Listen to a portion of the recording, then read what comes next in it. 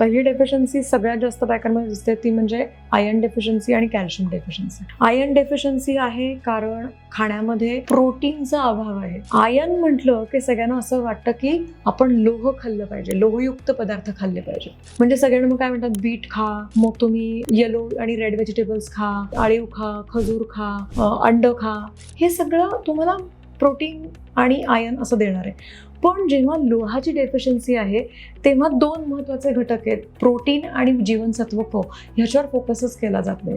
नुसत्या आयर्नच्या गोळ्या दिल्या जातात. आयर्नच्या गोळी घेतली की पोट खूप गडबड होते, आयदर कॉन्स्टिपेशन होतं नाहीतर लूज मोशन्स होतं. Because iron is difficult for digestion.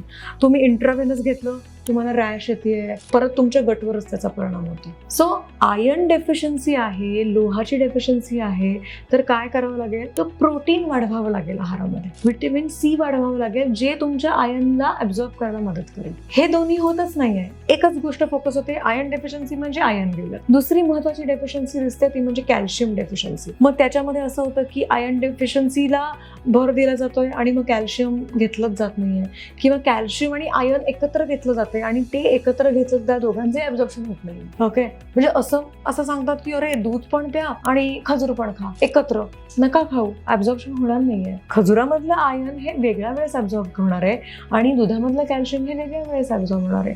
किंवा कॅल्शियम आणि आयर्नची गोळी एकत्र घेऊ नका, कारण का त्याचं ॲब्झॉर्प्शन एकत्र होत नाही. त्या दोघांच्या वेळा वेगवेगळ्या असणं गरजेचं आहे. ह्याच्याकडे बारकाईने आपण लक्ष देणं गरजेचं आहे.